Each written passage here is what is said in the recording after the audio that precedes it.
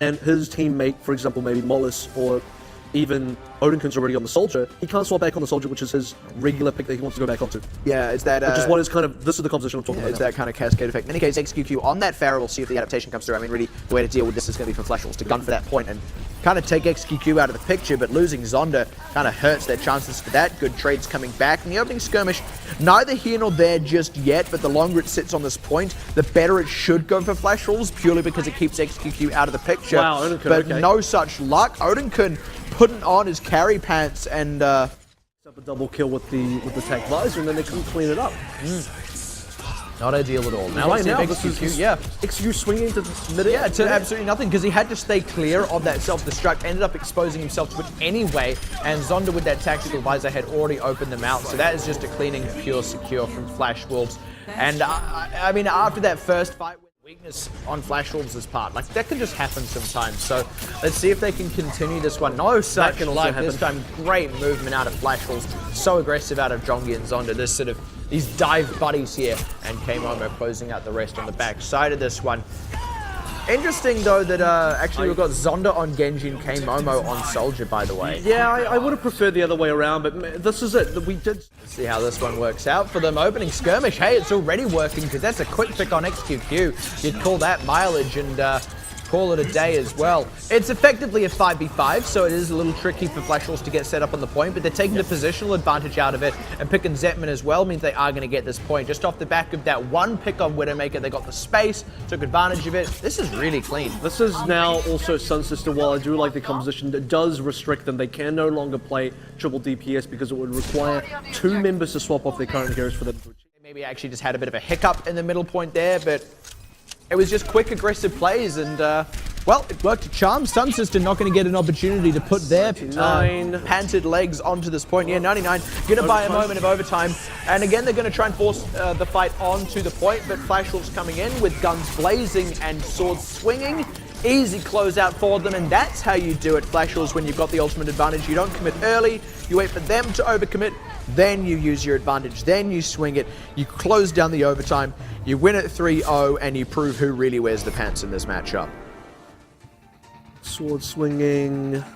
The AoE healing can be forgone as well. The only thing here is you lose the extra defensive capability from Sound Barrier, and you trade it off for more offensive capability and the Nano Boost. Yeah, and the reason I like it actually is partly because of the D.Va synergy, and the other thing is on this offense, where sometimes you do want to go for a more aggressive play when you don't want to have to play slow if you get the positional advantage, Ana lets you do it, and exactly that. They found the opening, they went for it. They didn't have to back off and wait for Zenyatta to put his orb on one person after the other.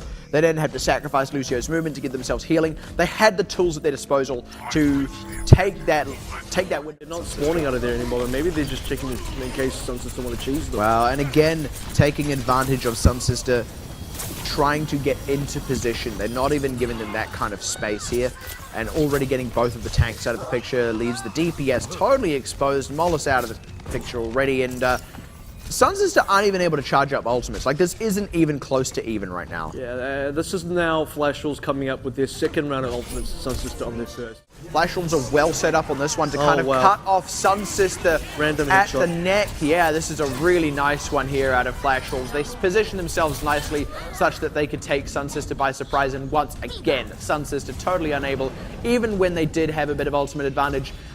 So what Zonda is doing, for those of you at home who are maybe not so familiar with Orisa and the point of her, Orisa is all about disrupt, and unfortunately just got exploded by Junkrat, but was playing to disrupt purely using that right click, and you can do this on King's Row because of that positioning on the hotel there. You can also sit through and poke the other side with her main fire, and then when they push past that, go on the other side of that, and trying to play Demolition Expert and just kind of destroy that brick wall, but it didn't work. Does pick up Bacon Jack, but having already lost Zetman, again, I don't know that there's much SunSister can do, and they've still got to get past all the disrupt of the Orisa. Trying to get around the backside now, as Zonda finally going down off that one, but Flashwolves had already cleaned up so much of SunSister. This is going to be a first hold, and with an Orisa no less. And this is the exact opposite of what I described.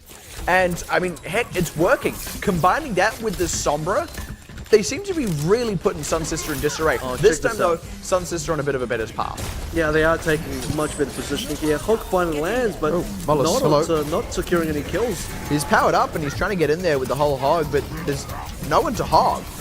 They all just kind of left. That was a no hog. It was a no hog, yeah. It wasn't even a half hog. You know, I mean, you can slash those prices all you want, go the half or the whole or what have you, but there's just no one there. And tell you who was there was everyone. The moment Zonda pulled his blade out, they were like, yes. And there we go. That's going to be it for the first offense from SunSister and Flash Wolves. They're looking to make this one quick. I mean, Zondra's favorite hero is actually Reaper, so he doesn't get to play it very much. He finally gets to bring that one out. That is a dirty kill.